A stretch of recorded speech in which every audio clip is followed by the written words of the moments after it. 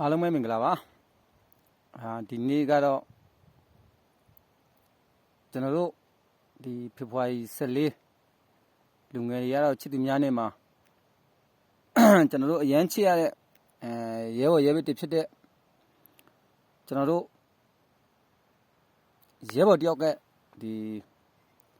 ပေးပို့ပြီးတော့မှတင်ပြစီချင်တဲ့ဒီစာလေးဆောင်ကိုကျွန်တော်တို့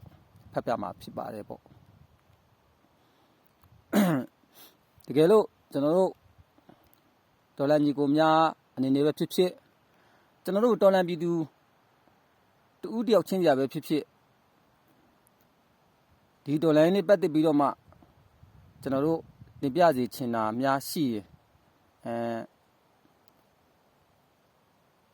comment နေပဲဖြစ်ဖြစ်ကျွန်တော်တို့ messenger နေပဲဖြစ်ဖြစ်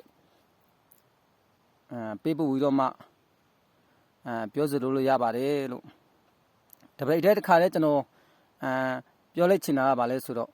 ကျွန်တော်ရဲဘော်တယောက်ပြောတာရှိပါတယ်ကျွန်တော်တို့နိုင်ငံကလူလိမ်မာတွေများနေတဲ့ခါကျတော့ဒေါ်လာရင်းနဲ့ပတ်သက်ပြီးတော့မှကျွန်တော်တို့ဒီအားနဲ့ချစ်တွေပြောတာတွေနဲတယ်တဲ့လူမိုက်လေးလို့ပြောကြပါအောင်လို့တောင်းဆိုလာရှိတယ်ကျွန်တော်ဒီလူမိုက်လို့တော်လည်းပဲဆိုးရဲဘော်အကြောင်းပြန်ချင်တာကကျွန်တော်ဆိုတာအခုမှစာပြီးတော့မှတင်ပြပေးတာပါလို့ကျွန်တော်ထည့်အရင်ညီငယ်မှာထားပါတော့ကိုစီတို့အပါဝင်ပေါ့အများကြီးပါပဲလို့တိုင်းပြည်အတွက်သူတို့လည်းအမုန်းခံပြီးတော့မှပြောနေဆိုနေကြတာပါပဲဒါပေမဲ့ကွာသွားလေးတစ်ခုကပါလဲဆိုတော့ပြည်တွင်းမှာကြတော့လေးလေးလက်တင်ပြဆွေးနွေးလို့ရတဲ့အချိန်အခါမျိုးမဟုတ်သေးပါဘူးလို့ကျွန်တော်တို့ပြည်တွင်းမှာနေတဲ့လူတွေကတော့စကလုံးတိုင်းကိုကျွန်တော်တို့တာဝန်မှုတာဝန်ခံမှုဆိုတာကအစ်စ်နဲ့ပေါင်ပြီးတော့မှပြောကြရတာဖြစ်တဲ့အတွက်ပြည်တွင်းမှာနေတဲ့ပညာရှင်တွေပြောချင်တဲ့ရဲဘော်တွေအကိုတွေအမတွေနဲ့စဉ်းစားချင့်ချင်ပြီးတော့မှပြောကြဆိုကြရတာဖြစ်ပါတယ်လို့အဲ့ဒါအတွက်ရဲဘော်ကလည်းနားလည်ပေးပါလို့ကျွန်တော်ကတော့အခုကစာပြီးတော့မှတင်ပြပေးသွားပါမယ်လို့အဲ့ဒီတွေ့လဲရဲဘော်တို့ပဲဖြစ်ဖြစ်ပေါ့ထပ်ပြောရမယ်ဆိုရင်ပြည်သူတူးချင်းတွေကပဲဖြစ်ဖြစ်ပေါ့တကယ်လို့ပြောကြတစ်ခုခုကြုံလာမယ်တင်ပြတွေတော်လိုင်းနဲ့ပတ်သက်ပြီးတော့မှတင်ပြတွေနဲ့ဒီရှိတယ်ဆိုလို့ရှိရင်ကျွန်တော်ဒီ comment မှာပဲဖြစ်ဖြစ် messenger လေးမှာပဲဖြစ်ဖြစ်လာရောက်ပြီးမှပြောပြလို့ရပါတယ်တကယ်လို့အဲ့ဒီသတင်းစကားကို listen ကမ်းမယ်ဆိုရင်လည်း listen ကမ်းပေးနိုင်ပါတယ်လို့ဒီနေ့ကနေတော့မှသတင်းကောင်းပါလို့ပါတယ်ပေါ့ကတူးဆုံးနေနဲ့ကျွန်တော်တို့ရဲဘော်တယောက်ကတင်ပြစီလို့တဲ့ဒီကြပြပေါ့ဗျာကျွန်တော်နေတော့ကြပြလိုပဲခံစားလိုက်ပါမယ်ကြပြဆရာကြီးလည်းဒီကြပြလေးဒီစာလေးကိုကြပြလို့နားလည်ပေးပြီးတော့မှခံစားပေးကြပါလို့ဒါကျွန်တော်တို့တော်လန်ရဲဘော်တွေရဲ့တော်လန်ညီကိုတွေရဲ့ပေးပို့တဲ့ကြပြလေးဖြစ်နေလို့ပါရာသီအလီလီပြောင်း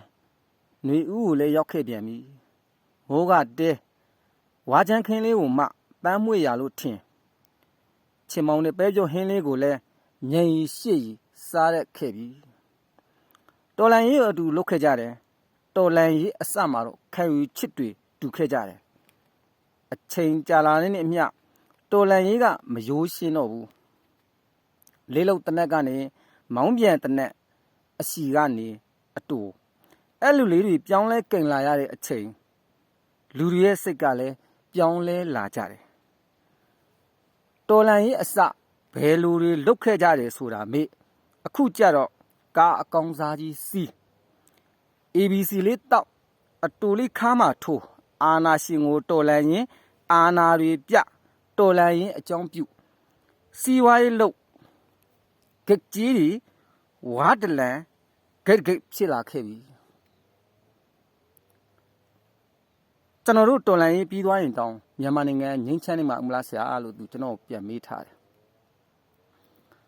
ရဲဘော်ရေကျွန်တော်မြန်မာနိုင်ငံတော်လန်ပြီးမငိမ့်ချမ်းတယ်ဆိုတာလေကျွန်တော်မြန်မာနိုင်ငံကြီးကလွတ်လပ်ရေးနဲ့အတူယနေ့အချိန်ထိကိုမငိမ့်ချမ်းခဲ့သေးပါဘူးတော်လန်ပြီးသွားရင်လည်းရှင်းရမယ့်ပြဿနာတွေအများကြီးရှိလာမှာပါလို့ဘာကြောင့်လဲဆိုတော့လစ်စာဖြောက်မှုတွေနှုတ်ပိတ်မှုတွေမတရားပြည်သူဗန္နာစားခဲ့တာတွေမတရားပြည်သူအပေါ်မှာတနက်ပြောင်းဝလှည့်ခဲ့တာတွေအဖွဲ့အစည်းချင်းတနက်ပြောင်းဝလှည့်ခဲ့တာတွေတော်လန်ပြီးသွားရင်လည်းဒီကိစ္စတွေရှင်းရမှာဖြစ်တယ်တကယ်လို့တော်လန်ပြီးသွားရင်တော့ပြန်လဲထူထောင်ရေးကာလမှာဘလို့ရင်စင်ဖြတ်တန်းကြအောင်မယ်ဆိုတာ ကြိုတွေးကြိုပြောလို့မရတဲ့ကိစ္စပါရဲဘော်ငြိမ်းချမ်းခြင်းမငြိမ်းချမ်းခြင်းဆိုတာကတော့အခုတော်လန်နေရတဲ့တော်လန်ကြီးကိုရဲဘော်တွေအပါအဝင်ကျွန်တော်တို့ပြည်သူတွေပေါ်မှာပဲမူတည်ပါလိမ့်မယ်လို့ဒီနေရာနေကျွန်တော်ရဲ့ဒီအယူဆလေးတစ်ခုကိုတင်ပြပြတည်ရဲဘော်ကျွန်တော်တို့ကအဲ့ဒီမှာအကြံထူပေးချင်တာကရဲဘော်ကြီးဟုတ်ပါတယ်တော်လန်ကြီးကအရင်ကတော့မယိုးရှင်းကြတော့ဘူးတော်လန်ကြီးကိုများလဲကျွန်တော်တို့တော်လန်ကြီးလှုပ်တဲ့ခါမျိုးမှာနောင်ရစ်တွေ့ပါအေးချင်တယ်ဆိုအခုရတယ်လို့ကျွန်တော်တို့ကပြည်ထောင်စုကိုတွားမှာဖြစ်တယ်ပြည်ထောင်စုတက်မလို့တစ်ခုထူထောင်မှာဖြစ်တဲ့အတွက်အခုချိန်တည်းကစလို့ကျွန်တော်တို့ခဏခဏပြောတဲ့စကားပြည်ထောင်စုစိတ်တက်ထားကြဖို့စံပေါ့ဗျာခဏခဏပြောတာရှိပါတယ်ဒီတော်လန်ရေးကာလမှာတော့ကျွန်တော်တို့ရဲဘော်တွေကဒီဘယ်လိုပြောမလဲနိုင်ငံတကာစစ်ပစင်ကကျင့်ဝတ်တယ်နဲ့အတူမကျင့်နိုင်ဘူးမလုပ်နိုင်ဘူးဆိုပါတယ်ရှိတယ်အချိန်ခါတော့ရှိပါတယ်ရဲဘော်တို့ဒါပေမဲ့အချိန်ခါရကျွန်တော်တို့ပြုပြင်တင်တာတွေတော့ပြုပြင်ကြရမှာပဲပြောင်းလဲတင်တာတော့ပြောင်းလဲကြရမှာပါပဲဒီညလေးမှာနောက်တစ်ခုကျွန်တော်လေးရှယ်ချင်တာရှိပါတယ်အဲ့ဒါဘာလဲဆိုတော့ကျွန်တော်တို့ခဏခဏကြားရတယ်ဗျဘယ်လိုလဲရမ်းစိတ်မကောင်းစရာပါပဲဒီအခုအရင်နေ့ကလည်းထပ်တက်လာတယ်မနေ့ကသတင်းမှာထပ်တက်လာတယ်ပေါ့BNN နေနဲ့ဒီ NUG ဒီကိစ္စပေါ့လေတက်လာတယ်ပေါ့သတိထားကြပါပေါ့ကျွန်တော်ကိုရီပြောတာပါတော်ကြခင်ဗျားတို့ကလေလင်းကနေပြီးတော့မှဘာမလို့ညာမလို့နဲ့အားချောင်းနေရဆိုရှိလာမှာဆိုလို့ကျွန်တော်ကိုရီဖြစ်ရမှန်လေးကိုပဲကျွန်တော်ခဏခဏတင်ပြနေရှိတယ်ကျွန်တော်တို့ပထမဗီဒီယိုစတင်တဲ့အချိန်မှာလည်းကျွန်တော်တို့တော်တင်ပြီရက်တင်ပြီဒီသူ့ဖင်ငါးဖိခွဲတဲ့ကိစ္စတွေရက်တင်ပြီဆိုတဲ့ကိစ္စကျွန်တော်အကြံပြုဆွေးနွေးခဲ့တာရှိပါတယ်အခုလည်းထပ်ပြီးတော့မှတင်ပြချင်ပါတယ်ရက်တင်ပါပြီလို့ကျွန်တော်ရဲ့အတွေ့အကြုံရဆိုရင်ကျွန်တော်2021မှာကျွန်တော်တို့ဒီတော်လိုင်းလောက်တဲ့ချိန်မှာဒီကျွန်တော်ဒေတာမှာဆိုတော့နပါတာပေါ်တာပေါ့နပါတာပေါ်လိုက်တဲ့အချိန်မှာကျွန်တော်တို့ကလိုကယ်ဖြစ်ရက်တည်တယ်နော်ရက်တည်ခဲ့ကြတယ်အဲ့ဒီမှာပြဿနာဘာဖြစ်လာလဲဆိုကျွန်တော်တို့ထောက်ပံ့တဲ့ငွေကြေးတွေစားနပ်ရိက္ခာတွေဟာတော်တော်များများရက်တန်သွားတယ်ကျွန်တော်တို့ဒေတာကဒီနပါတာကိုပဲသွားတယ်ကျွန်တော်မနာလို့မရှိဘူးကျွန်တော်မှဒီအရက်ဖိဖွဲ့တီးကလုတ်ခဲ့တဲ့အကိုတွေအမတွေရှိတယ်ပြီးတော့မှဒေါ်လာရင်းကာလမှာကျွန်တော်တို့နေဝေးကနေတော့မှကူညီထောက်ပံ့တာတွေရှိတယ်မြန်မာနိုင်ငံတနိုင်ငံလုံးဒီပါနဲ့ကျွန်တော်တို့ထောက်ပံ့တယ်ဒီပါနဲ့လည်းကျွန်တော်တို့ထောက်ပံ့တယ်ဒါမဲ့ကျွန်တော်တို့ရောဒေတာကတော့ကျွန်တော်တို့တက်အတွက်ထောက်ပံ့မှုတွေတော်တော်များများကိုဖျက်တောက်ခံခဲ့ရတယ်အဲ့ဒါပြောချင်လို့အနာကိုကျွန်တော်တို့ဖော်နေတာမဟုတ်ဘူးဗျဥပမာပြောတာအဲ့ဒီအချိန်မှာကျွန်တော်တို့ရဲဘော်တွေကတော်တော်အစားတောက်အနေအထင်တော်တော်ဆင်းရဲပါတယ်မိုးရတဲ့မိုးကတော့မလုံလောက်ပါဘူးရဲဘော်အင်အားလည်းများတယ်ဗျပြီးတော့မှအခြားဒီမာမိတ်ကားတွေကျွန်တော်ဒီလက်ကျင်ကွင်းမှာလာပြီးတော့မှလက်ကျင်လောက်ထားတယ်ဆိုတော့စားနိုင်ခါလည်းတော်တော်ကုန်ကြပါတယ်တော်တော်ကိုဆင်းရဲပါတယ်အဲ့တော့ဘာဖြစ်လာလဲဆိုတော့လေဒီ MOD လေးအောက်ခံတက်နေဒီ local တက်ဆိုတာမျိုးနှစ်ချမ်းကွဲလာတယ်စိတ်ဝမ်းကွဲလာတယ်သတိထားဖို့ပါကျွန်တော်တို့ဒီရဲဘော်တွေအပါဝင်ပေါ့ဗျာပကဖတွေပအဖတွေမအစဒီ NUG ရန်တရား MOD ရန်တရားကငါတို့ MOD လေးအောက်ကိုအားလုံးဝင်ရမယ်မ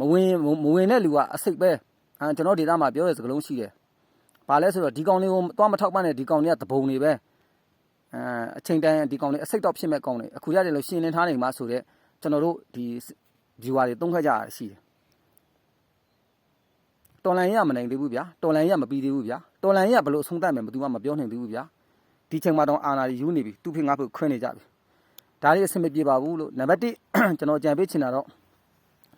့ဒီတော်လန်ရင်ကိုကျွန်တော်တို့မြဲမြဲဆက်ဆံအပြီးဆုံးအောင်ကျွန်တော်တို့ဘလို့နီးနေသွားမလဲဆိုတာကိုပဲစဉ်းစားနေချင်ပါတယ်စိတ်ဝမ်းကွဲမဲ့စကလုံးမျိုးတွေမပြောချင်ဘူးမတည်နေချင်ဘူးဒီပုတ်တစ်ခုတက်လာတယ်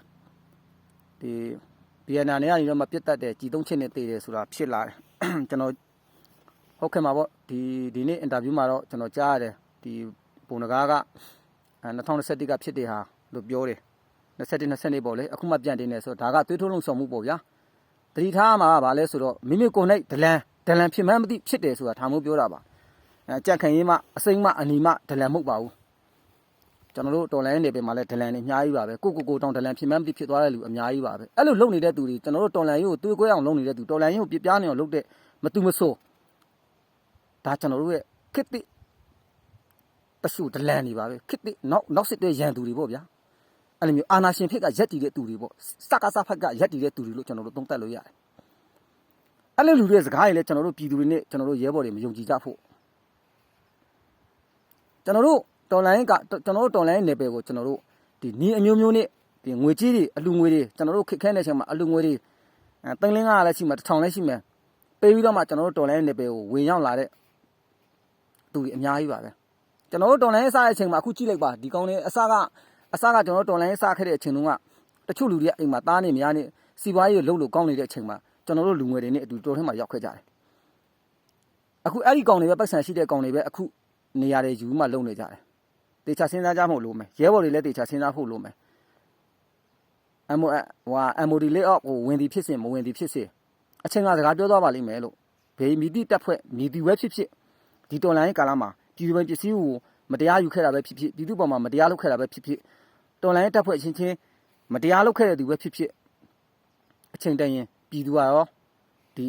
နောက်တက်လာမဲ့အစိုးရရောအရေးယူဆောင်ရွက်သွားပါလိမ့်မယ်လို့ကျွန်တော်အနေနဲ့ဒီပြောကြားလိုပါတယ်အားလုံးသတိရှိရှိနဲ့တော်လိုင်းရေးကိုကျွန်တော်တို့အတူတကွချက်တန်းသွားကြပါစို့လို့တိုက်တွန်းရင်းဒီကုန်းချုပ်ပါတယ်အားလုံးကိုကျေးဇူးတင်ပါတယ်